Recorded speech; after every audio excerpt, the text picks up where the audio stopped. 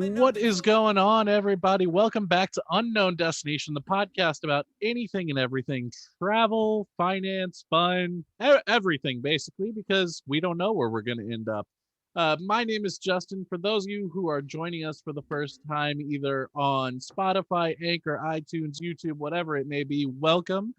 We are happy to have you here. Like I said, my name is Justin. That over there is Andrew. Andrew, what are you doing? Nothing. I'm doing great. I actually saw an article today that caught my eye regarding New Zealand. Everybody knows that I am in love with New Zealand, and it was about some glow in the dark sharks that they found. So something very random, um, but they found three new species off the coast of glow in the dark sharks. So if you're scared of sharks or the ocean, uh, ignore everything I just said. Glow in the dark sharks. That's the first of all, that sounds like fake or like somebody painted something, but I'm assuming these are sharks that are just like luminous 3D. Yeah, there were three. They found three deep water shark species living off the New Zealand coast. See, that's just another reason to want to go to New Zealand because that sounds like something amazing to get to see in person. Yep, just another reason on the ever growing list. Well, that's some see, I don't know if that's positive or negative news because I guess that depends on if you're terrified of sharks or not. But let's start this off with a little positivity. Obviously, talking about travel, we can't go without talking about COVID-19. It's inevitable in everything that we talk about right now. But yesterday, I got my first Fauci ouchie. So that's positive. My arm's a little sore today, but other than that, nothing really. And getting my second one at the end of the month. So things are definitely looking up. And in addition to that, as people who've listened before know, my wife actually works at a hotel. They're seeing an increase not just in leisure travel, but they're starting to see some corporate travelers come back. So I think the vaccine being distributed is definitely starting to create some positivity on the travel industry coming back with a vengeance here in 2021. Yeah, that sounds like great news. I obviously don't have the connection into the business world that you do due to your wife, but I know that just from speaking to colleagues, it looks like everything's kind of starting to look a little bit brighter. Definitely. Now 2021 saw different travel than we've dealt with in the past. There were a lot of people who were doing road trips and things like that. It looks like AAA actually is saying that there was as much as a 50% increase in road trips. So a lot of hotel chains didn't lose their ass in the same way that airlines did. And I don't know if I said 2021 or 2020, but obviously I was talking about 2020. 2021 just started. Yeah, Um, I think you were correct. I yeah, don't think you misspoke. but yeah, so lots of good news there, lots of positivity coming. But let's just kind of jump right into it. What's the first thing you have today? Well, the first thing that I saw was kind of uplifting. So I don't know how many people are familiar with, um, I guess, international travel or have been keeping up to date with everything that's been going on with Europe and how they're handling COVID. But there is Madeira, which is it's considered part of Portugal. It's right off the coast. They have been kind of known as one of the best handling places in Europe for COVID. They just announced that they are opening back up to vaccinated tourists. So this is a pretty big milestone for Europe and considering tourism because of how well this area has kind of handled the whole pandemic. They've been known like all through Europe as the one place that's been the safest throughout the entire incident. Um, so just that's kind of good news that things are starting to open back up for those that are vaccinated. Also incentivizing those to vaccinate that maybe were on the fence Yeah. on if they wanted to or not. So that's the first thing that I had. Kind of going in tandem with that is that they did a study, kind of seeing how many people would be open to carrying a digital health pass in order to travel, and it looks like the vast majority are um, are would be willing to do that. So it looks about like 83% of the people that they asked would be more than happy to carry one. Yeah, I can definitely say, as somebody who's gotten my first vaccine and is getting my second one later, I'd be actually much happier to carry a digital version than the paper one that I received because let's be honest, that thing's going to fall apart if I'm traveling everywhere. Uh, Yeah. but I think it's definitely a positive sign seeing these countries open back up for those who are vaccinated. I know as far as here in the US, getting the vaccine is harder in some states than others. Distribution was kind of left up to the states. Hmm. But we're seeing federal programs come into place now. And our president here, President Joe Biden, announced that he expects every American adult to be able to be vaccinated by the end of May. And I think that is going to make a huge boom in the travel industry come June, July. You're going to start seeing a lot of people starting to fly again and things like that. Uh, I don't see many changes coming as far as wearing masks because it does still take about 12 weeks for full effectiveness of those vaccines and stuff. So I expect airlines to require masks probably at least through the end of 2021. But everybody's itching to get out there and travel, and we are also already starting to see some massive price increases because of that.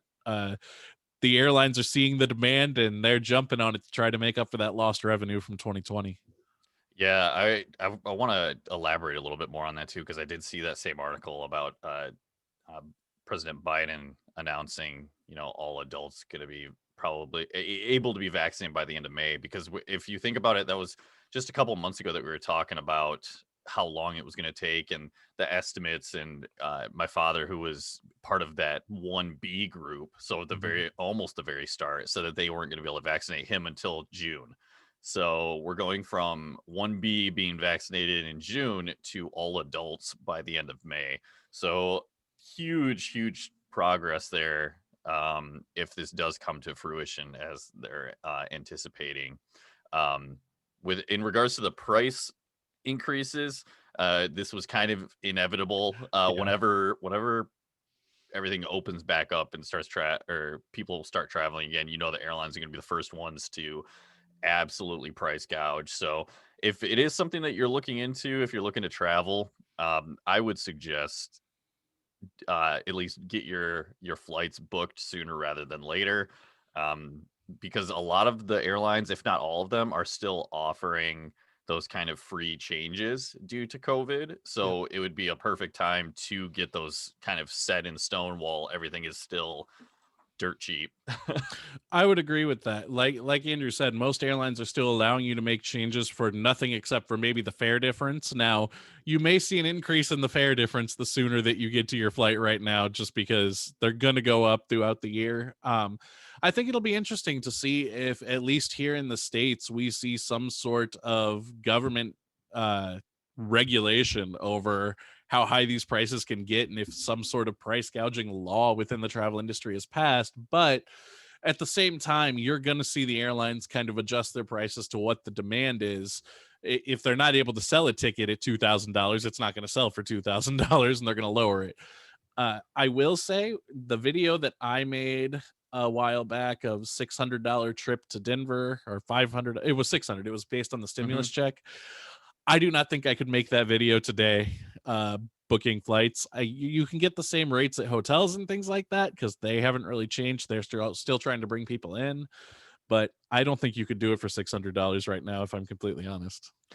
Yeah, and I'm still trying to piece together a international trip that would be worth saving for. But again, it's going to come down to flights. Flights are going to be the most sporadic of your cost, which is why people usually have someone do it for them, because it just gets very tedious to go through hundreds of flights to try to find the best price.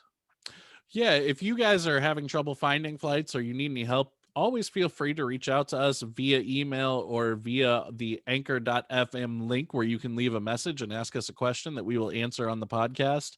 Obviously, we're not running a travel agency right now, but we're happy to kind of look at stuff for you and use that as a learning experience on the podcast so other people can see what's available out there and what we may be able to find as travel professionals that you guys weren't able to find. I think that'll really highlight the benefit of having a travel agent. But on top of that, if we're able to teach you how to get the low rate, then that's great too. We're providing value to you, and that's really what we want to do. Yeah, and if it ends up being something that maybe is a little bit easier to show than listen about. That might be a future YouTube video. If we get some requests on there, we could go through the steps on exactly what we're doing for you guys when we're, either booking our own travel or booking for someone else. Exactly. So we were just talking about flights and flights going up in price. So do want to talk about something, but it's only good for today. So it's only going to be for the people that listen to this podcast right away. So we won't stay on it very long. But as of right now, California residents can get $15 Alaska airline flights right now, but they do have to act fast because they need to make sure they sign up for the Alaska Airlines mileage plan by March 3rd, which is today. The flight doesn't have to be booked today, though. It looks like there's a little bit of time with that. And there's a few different destinations. If you need any details on that, I will leave a link below for that. But $15 each way, $30 round trip, even if you're talking about a flight that doesn't go very far, only basically going from California to destinations within California. And it looks like it's pretty much destinations within California. So interstate or, within the state travel. But $30 to fly, maybe worth looking into. Yeah, absolutely. I don't know all the routes that entails, but yeah, like you're saying, even if you're just trying to go a little ways, might beat driving. So definitely check that out. Kind of on the same topic of people wanting to travel again. I've got another article pulled up that was saying that it looked like they did a worldwide survey, and it's pretty much everyone that is not traveling or has said that they don't want to travel is because they're still worried about COVID. So basically everyone wants to travel. And over 50% of the population is planning trips in 2021 as of right now. And this is from the US, Germany, China.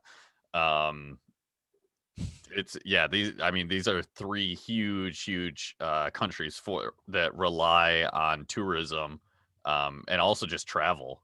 I did see an article earlier about the Philippines that they're going to be one of the most. They think that country is going to be struggling the most because they rely so much on tourism, but then they are also very, what's the word? Kind of lazy. They've been kind of one of the worst about the pandemic, and they've been very lackluster of their handling with it. So people are not going to feel very comfortable traveling there for a while. Yeah, that makes perfect sense. Yeah, so I'm just curious if anybody that's listening wants to send us if they've got any kind of trips planned for 2021 or places that they're wanting to go. Make sure that you send us a message or leave a comment. I'd love to dive a little bit deeper into your trip, and just see where everybody's kind of planning to go. For sure. And again, it is an anchor.fm link that uploads our podcast directly to Spotify. It lets you leave a voice message, and then we can play that back on the air, listen to your question, and kind of go over what you're talking about. So that's definitely a great resource for you and for us, something we hope to do. But while we're kind of talking about airlines, I do want to talk about something that Qantas has actually launched. Now, I read about this one too. This was the next thing I was going to bring up because it's very interesting. Nice. So in order to get to that point, first, I do think it is important to mention that Australia has extended their international travel ban for an additional 3 months beginning this month. So Australian travelers that are itching to travel may want to try something out Qantas has launched, which is mystery flights. It is interesting. It's basically for looks like the price is around $577 for economy class seats. You get an all-inclusive flight either out of Brisbane or out of Sydney to an unknown destination. Hey, look what I did there. We tied it into our own podcast title. He said the name of it. It wasn't even intentional. Now, these are only one-day trips, and they go on sale starting tomorrow, March 4th, and they would depart either on March 27th, April 18th, or May 1st. And each flight is limited to 120 passengers on a 737, with the flights being approximately 2 hours. Again, they are all inclusive. You get to enjoy breakfast in the Qantas lounge at 7 a.m., and you return in the early evening. So $577 for a mystery trip sounds like something really cool for somebody who's obsessed with travel, but keep in mind this is $577 for a 1-day trip. Yeah, and yeah, it's worth note that they did used to do these back in the 90s. Yep. So this is not a new concept. They're kind of just bringing it back as the latest in their series of concept flights to kind of combat everybody's depression of not being able to go anywhere. So it's another way that Qantas is kind of being on the forefront. And if you are worried about booking these flights because you're worried about not having the right clothing for where you're going to go or not packing suitably, there are hints on their website. The flights from Brisbane say they offer the perfect getaway for those who love country hospitality, gourmet food, wine, and the great outdoors.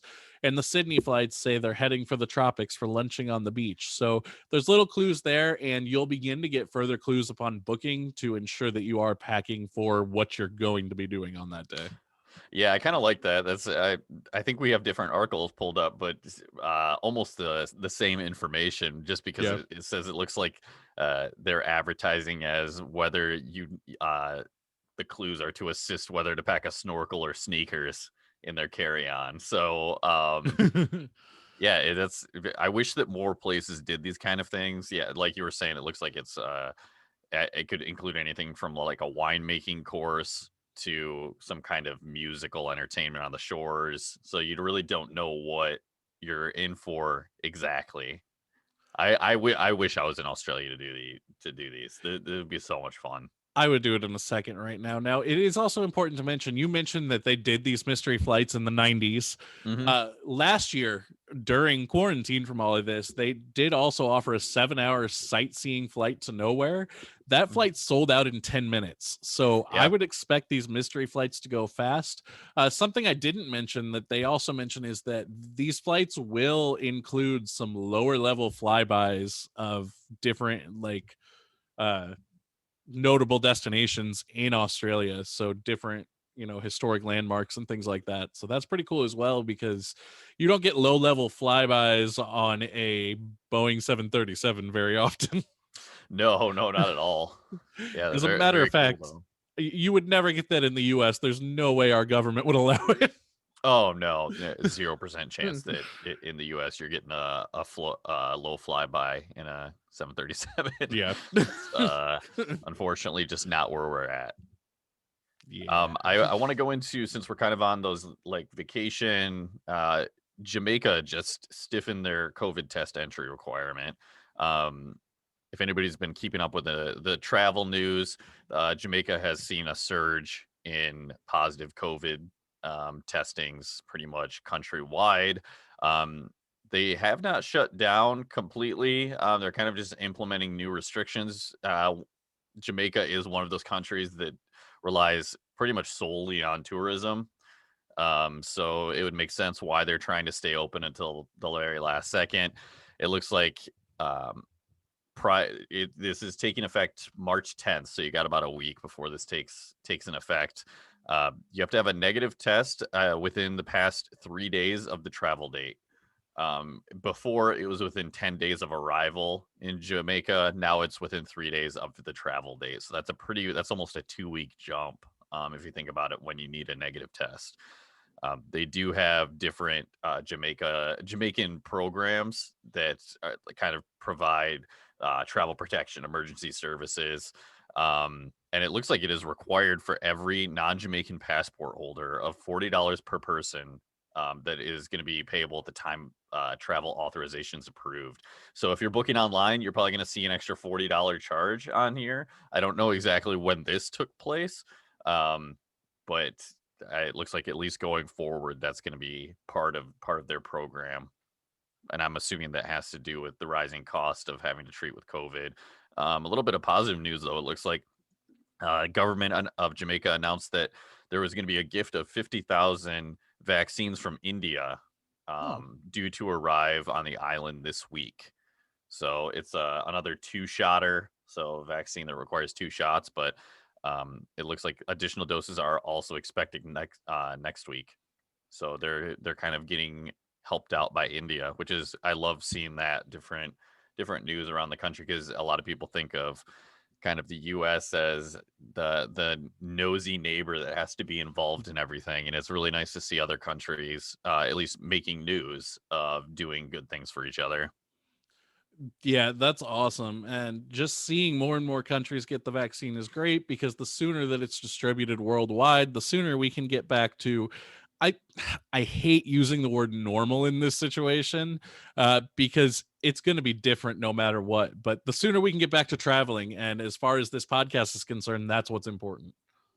Right, yeah. The content that everybody's craving but no one can deliver at the moment.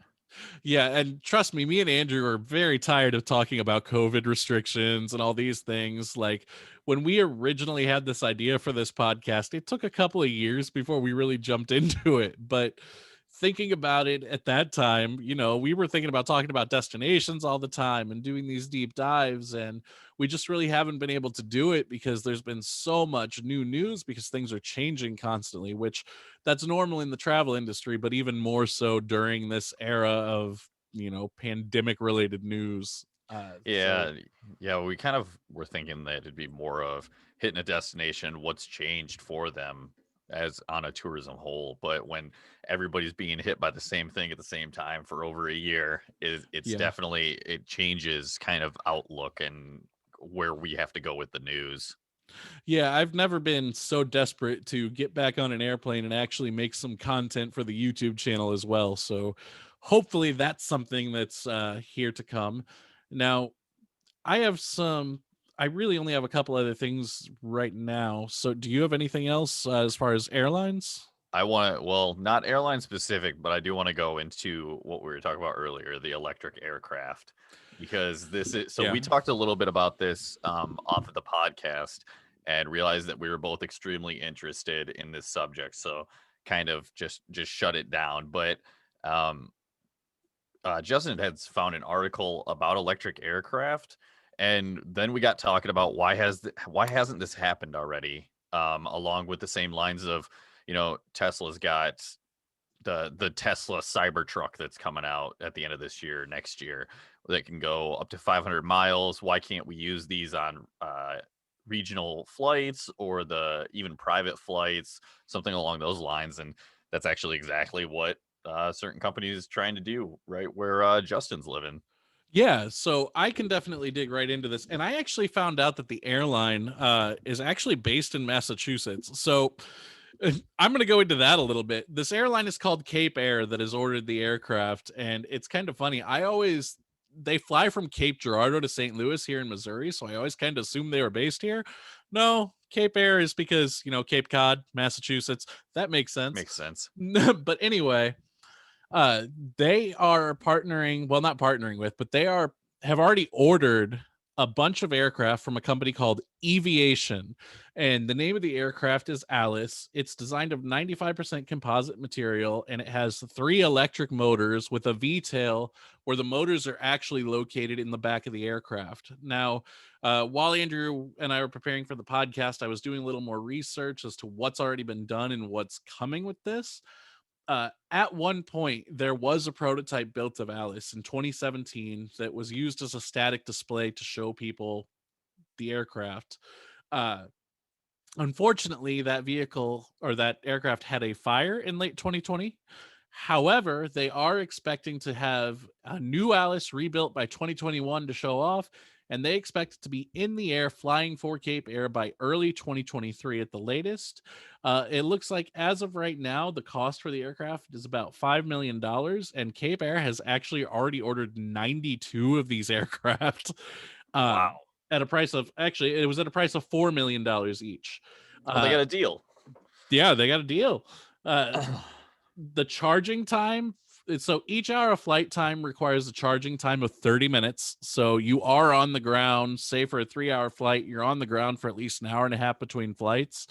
For a regional carrier like this that's flying shorter flights, I don't think that's that big of a deal because they don't fly that many flights in a day. Hmm. So this will work great for them. But the craziest part that Andrew and I talked about was the operating cost. So the absolute lowest per hour operating cost of a turboprop aircraft is $447 on a single engine turboprop. And with this electric aircraft, it's only $200 an hour. So you're talking less than half the cost to operate it. And honestly, $4 million per aircraft for a commercial aircraft is not that pricey as far as the order of the aircraft either. Now, obviously, 92 of them times 4 million, we're talking about hundreds of millions of dollars, but I don't think it's going to take that long for them to pay these off. No, and I think with the airlines looking to go greener, I know a lot of airlines are doing kind of a. I think we talked about it on a previous podcast actually about it was British Air or Swiss Air. It was one of the European carriers that was doing some kind of carbon emissions partnership with businesses where they could kind of donate their however much their carbon footprint was to kind of offset uh, that toll that it's taking on the skies.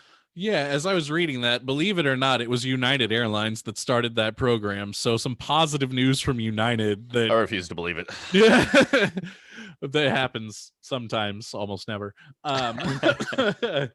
So by December 2020, Aviation actually expected to fly a modified design of that aircraft in 2021. Obviously, that didn't happen, but they do expect the latest certification date to be late 2023. The aircraft holds 2 crew and up to 9 passengers.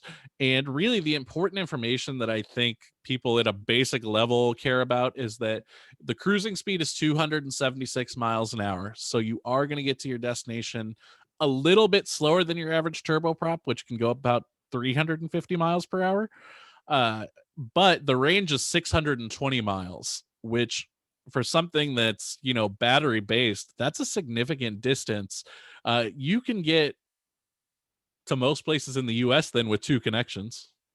Right, yeah. So If they're going to be it'll be interesting to see cuz in the post-COVID world, people are going to want to be traveling and if they're able to keep those costs that low, you would think that an airline could rival kind of American Delta, United, Alaska if a new airline could emerge that is pure electric, something on the lines of Southwest where it's a point-to-point system.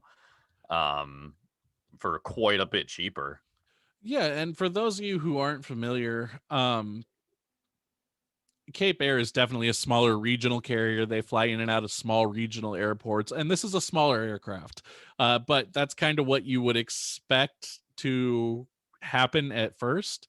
So it'll be interesting to see where we go from here. But 92 orders for them is actually almost the same number of what they have in aircraft in general. So it sounds like they're planning to go A to a big fully commitment. electric fleet. Yeah, it's a huge commitment. Now, a little more news on that I haven't even mentioned to you yet because I was researching it as we were going is Rolls-Royce actually powered up an electric aircraft uh, to do a world record attempt a couple days ago. Oh, wow.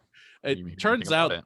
they had an electric aircraft that did a flight back in 2017 that reached a speed of 213 miles per hour, which was the Guinness Book of World Records fastest flight by an electric aircraft. Now you notice that number is lower than the Aviation Alice aircraft's number. So Rolls-Royce also currently working on a what they call the Spirit of Innovation is the aircraft name, and it's got an electric powertrain, but that is not looking like it is going to be a commercial aircraft. It's more of a personal aircraft.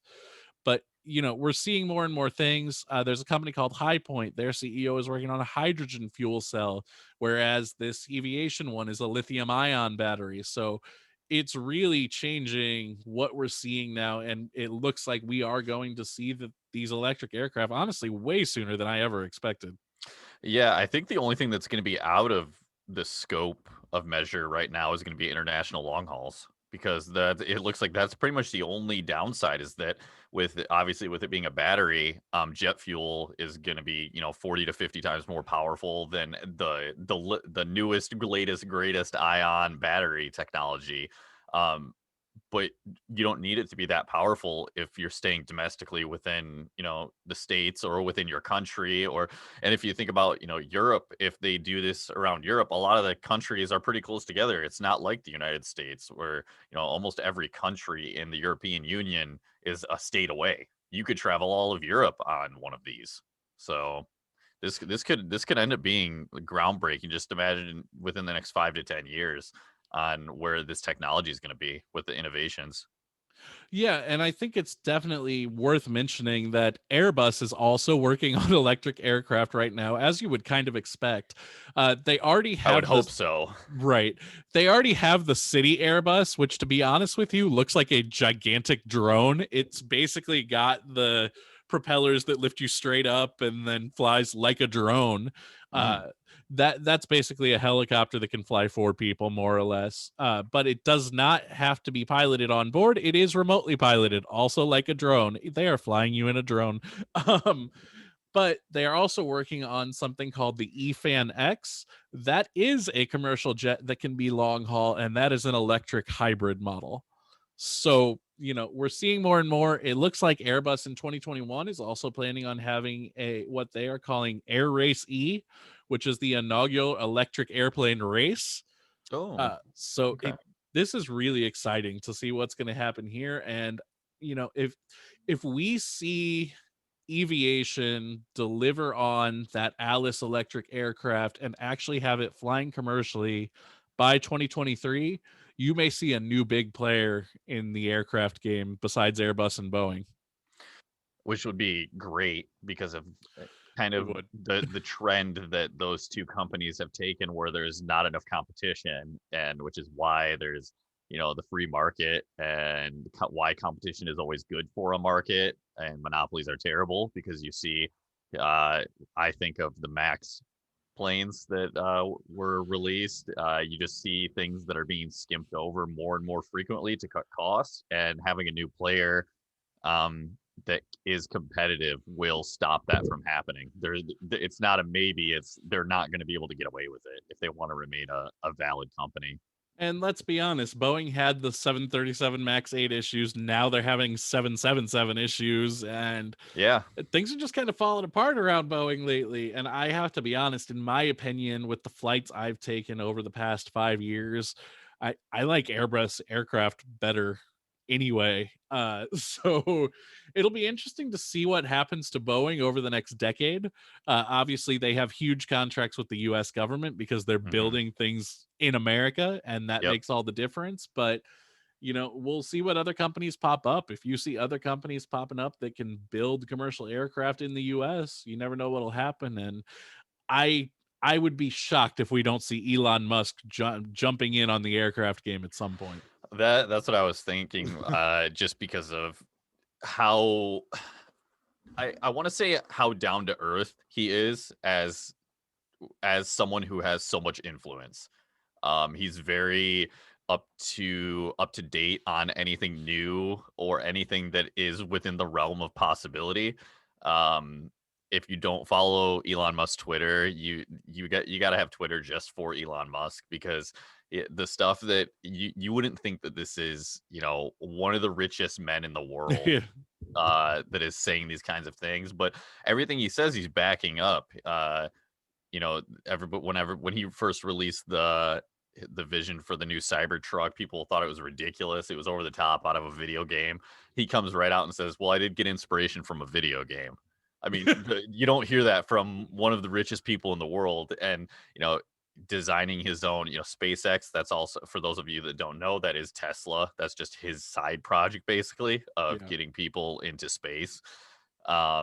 Slash colonizing other planets. That could probably do a whole episode on just that. But I would be very surprised if Tesla does not or hasn't already jumped on board this, because as of right now, we had just heard about a kind of electric flight today. So digging deeper, I would be surprised if Tesla doesn't have their hands in some part of this already. Yeah, and don't get me wrong, there will be times on Elon Musk's Twitter where you're like, "What? You're an idiot." But then you realize that he's also a genius. He's a very interesting person in the sense of he can both impress you and piss you off at the same time. I don't think he's ever made me mad, but that's he's definitely out there, which He's is the out there. type of the I guess the creativity that the world still needs. But that's I think we might probably do an episode or a video on electric aircraft coming soon, just with how much seems to be coming up recently. Definitely. The last thing that I had here, Microsoft Mesh. So a little bit different of an article that isn't directly related to travel, but I feel like it could be. Okay. So Microsoft Mesh is a new virtual reality that Microsoft is releasing. Um, this is coming from the inventor of the Microsoft Kinect and HoloLens, so another VR kind of player. Um, they're doing this for virtual kind of futuristic team meetings at the moment. This is going to be kind of like if anybody is familiar with virtual reality chat rooms where you have like an avatar. So someone can see an avatar, meaning someone can see something right in front of you. It looks like you're there. Like you could create yourself, basically, your own image. Yeah. I would be surprised if this is not used in the tourism field because this could be something huge for people that are unable to travel, that are stuck at home. You slap on your virtual reality headset, your VR headset, and all of a sudden, you're at Machu Picchu and you can see other people like that, like a good representation of what the group that you're traveling with, quote unquote, traveling with. Um, I've kind of wondered why we haven't used VR like this in the future. Up to this point, and I guess I assume it's just technologically, um Not there yet, yeah, basically. basically just not there in the way of how would they record this slash do it in real time for people, because the only way that you're going to be able to get travelers to do this is if it does feel real, which would mean that you have to have all that equipment out there and Yeah. basically have it on either robots to control your movement in real time with that movement, or you have a tour guide out there with just maybe like one kind of stationary where everybody kind of feels like they're there. I don't know exactly how the technology would work, but it's got to be there. Somebody get on that. Yeah, it's definitely interesting. And the more I look into it, it looks like they're kind of aiming for two things here. One at first would be the avatar, and that would be the first real using an avatar to make you feel like you're there kind of thing, with the eventual goal of the mesh being able to have you what's the term, holoportation is the term that they use. And Oh, okay. the basic idea of the holoportation is, if you think about Star Wars, I was where just they gonna say Star Wars. Yeah, that's exactly what they've it got is like a though. hologram. Exactly, where that hologram pops up on the table and you get this recorded message, but it wouldn't be a recorded message. It would be, You. it's projecting your image live there. uh I Microsoft hope this looks, happens in our lifetime. I want to send you a holo. I want to sell you a hologram. it would be cool. Now, the HoloLens 2, which is the device that is being used for this mesh system, is actually already available for sale through Microsoft, which is kind of cool. It's funny because the things that they use it for, the HoloLens 2 makes me think of like a dashboard on a glass screen in like an FBI office in a movie or something, because they show people like looking at mechanical parts, or the scary one kind of is performing surgery, Hmm. and they can see like a map on the person's vertebrae, so they know exactly where to go with what's essentially a YouTube video next to it. I want to be able to just be, like sitting in my office or sitting on the can and just have like the something on my like just my glasses on and doing the whole like Tony Stark Iron Man, you're just like you're moving stuff around, you're Yeah. flicking the earth and zooming in. I want to live. I hope that happens in our lifetime because Iron Man was a good example for that. That's perfect. yeah, I just picture of like the whole Avengers when they're like trying to like put things together, or like a lot of futuristic shows, I guess, kind of do it as well. But So the HoloLens 2 is currently available for $3,500. You can get ooh, it it's a steal. you can get it as soon as tomorrow because it's next day delivery. All sales are final and non-refundable, but by purchasing, you hereby agree not to resell the product. Oh, That's interesting. interesting. Now, That's um, smart. to be honest, as someone who's kind of done reselling as a way to make it through before, Hmm. the first sale doctrine makes that statement completely like legally, there's no way they can stop you from There's no reselling their legally product. binding.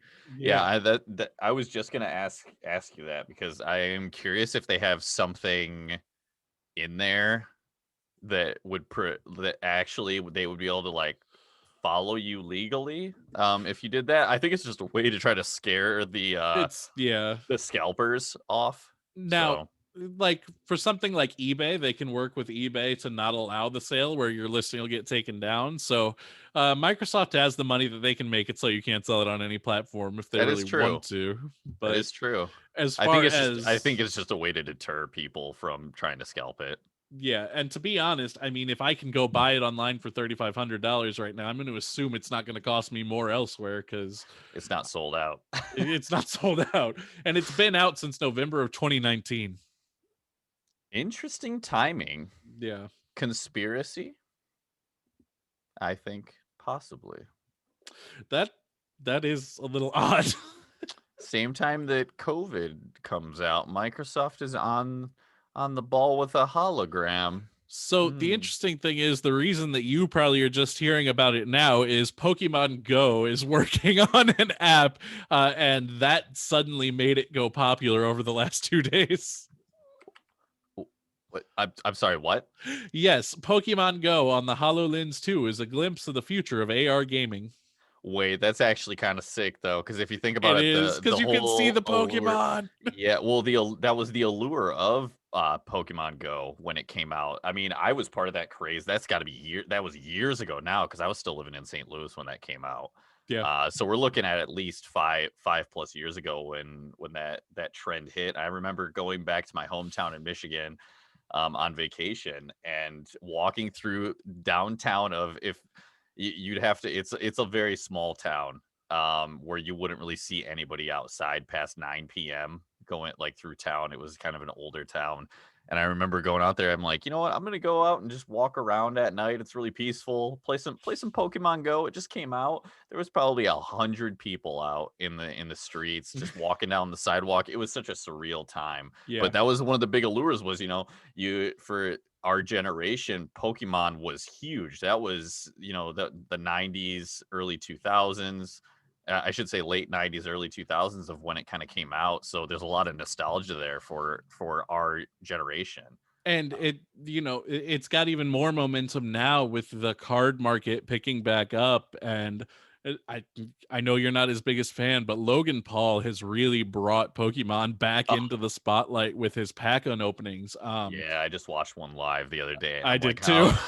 And I felt dirty watching it, so I watched it via a different streamer on twitch.tv because I refused to give Logan Paul the satisfaction of me actually watching his YouTube. So you gave Jeff Bezos your money instead. Yeah. Yeah. But half of it was to Ludwig. So that's okay. Fair enough. That's, So we derailed a lot there on Microsoft Mesh. Let's come back to travel because I have one more thing to talk about, and it was something specifically requested from one of our viewers or listeners. Oh, perfect. Viewers, because they said they found us via our YouTube page. Awesome. So I received an email from Mitch and Dennett, Corey Rossi. I hope I'm saying that right, guys. I'm sorry if I'm not. But first, they were asking about this picture here behind me, where I got it. If any of you are curious, that is just from Hobby Lobby, and I agree, it's a pretty dang cool map. Make sure you go in one of the weeks. Their wall decor is 50% off because there's no reason to not pay half price for it. Oh yeah, that's Michael's. All those you get a coupon because I think I saw the exact same one in Michael's near me. It wouldn't surprise me. I was gonna buy it, and I'm like, I don't have a coupon. There's no reason. Yeah. Oh, and this unknown destination logo, that's nothing special. I printed out a label on my thermal label printer with the logo and slapped it on my wall. But anyway, they asked when they would be able to cruise to Alaska from the West Coast. And, we haven't done that much as far as cruises because there hasn't been that much new info. But as far as that question, I can dive into it a little bit deeper. And unfortunately, it's not going to be very positive news if those are cruises you are wanting to take. And the reason is Canada banning ships for all of 2021. Obviously, to go from the West Coast to Alaska, you're going to go through Canadian waters. As of right now, the ban remains until February 28th of 2022. So the absolute earliest you're going to see any Alaska West Coast flights is going to be March of 2022. I wouldn't expect to see booking for those until later this year at the soonest. With that being said, keep in mind that most cruises were not going to be starting until early 2022 anyway. That is true. There were very few optimistic cruises that you would be able to take at the end of this year. Um, but the news really isn't that bad and relatively compared to the rest of the industry. So uh, still keep a lookout for those. You can always book for 2022, 2023. A lot of cruises will allow you to book years out, especially if that's something that you're looking to do. And it sounds like either the viewer that was questioning this, they're looking to, you said it was the Alaskan cruise. Yeah, from Alaska to the West Coast, or from the West Coast to Alaska.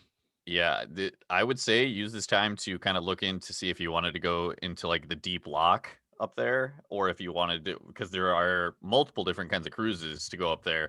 And if you are on the fence, let us know. I would be happy to do a video based on the Alaskan cruises. I've got some friends of the family that have been multiple times on multiple different different stays, so I could even possibly get an interview with them for some firsthand experience on what they liked about each one of them or what they would have changed. Right on. Yeah, I think that's great. And, like Andrew mentioned, there are still cruises that remain within kind of the Alaska area that will still operate. As of right now, I don't know exactly which ones those are, but I'll definitely do a little more research on it. But as far as anything that's going to have to go through Canada now, I will say technically, just to be clear, it's any cruise ship that uses a Canadian port, but all of the major cruise lines require stopping at those Canadian ports to make those Yep. trips viable. So that's kind of the reason why we're not going to see it for another year. But there are other cruises that are available, and there's other travel, and hopefully we'll be able to get back to that soon. As we see more people being vaccinated, I think we'll be able to do a little more deep dives on destinations, and I think Hmm. we can definitely make an entire episode on cruises that are going to operate this year. Oh, absolutely. Probably on a worldwide level as well, because I know that Viking is planning on trying to do some cruises. As of the last I looked, which was granted was like a few weeks ago, maybe month or so ago. So things can change. So I'd probably want to look into that again. But yeah, I know that they were optimistic last I looked. I also have a friend of mine who works for Microsoft as a programmer. So I'm going to be talking to him and see if maybe we can get him on the show and see Nice. ask him kind of from a travel perspective on what's been going on and things that he's been working on, if any of it has to do with this kind of new mixed reality. That would be really cool. And that's another thing. If any of you have experience within certain parts of the travel industry, also feel free to reach out to us. We're always looking for people either with great stories, maybe confessions of a airline pilot or something like that, or whatever. If you have experience in the travel industry and we can have you on as a guest, reach out to us. We'd be interested. Yeah, you can But also leave us a voice message, I believe, on Anchor. I think that there's a functionality for that, so you can actually leave us voicemails that we can play on air and kind of either answer questions, or if it's just a story you want to tell us, we can make that a segment as well. For sure. And I will be sure to include that link, like I mentioned earlier, down below. It will all be included in the audio version of the podcast. But right now, that's about all the news we have. So I think it's In a world where a single quote can inspire and drive the most stubborn of mules, Unknown Destination is here to deliver. All right, and I've got a quote this week that it pertains kind of to everybody being shut in due to COVID. And that is, if you think adventure is dangerous, try routine. It's lethal. that. Wow. That A little I bit don't know if dark. I'm inspired or depressed after It's that. it's kind of dark, but at the same time, it kind of, to me, it means it's going to get better as soon as everybody's able to kind of get that adventure back in their life. Everybody's got to kind of hang on for this quote unquote routine to end. Yeah, you guys, we're really at the end of the ride, just kind of like we're at the end of this podcast. We're at the tail end of this pandemic. We're getting close to being able to travel again. Things are starting to look up. So I want you guys to keep a positive attitude. We'll try to bring you as much positive news as we can from week to week. With that being said, if you live in Texas, make sure that you vote in the upcoming election to get your state back on track. We just got political. I agree, though. And with that,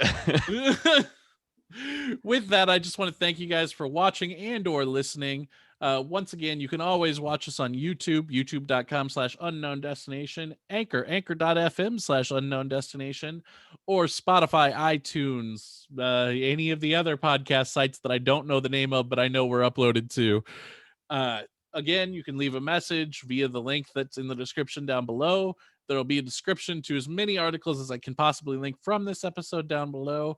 Other than that, I thank you guys for watching. I think that's all we got for this week. Yeah, absolutely. Thank you guys for tuning in. Once again, that is Justin. I am Andrew, and we'll see you on our next unknown destination. Goodbye.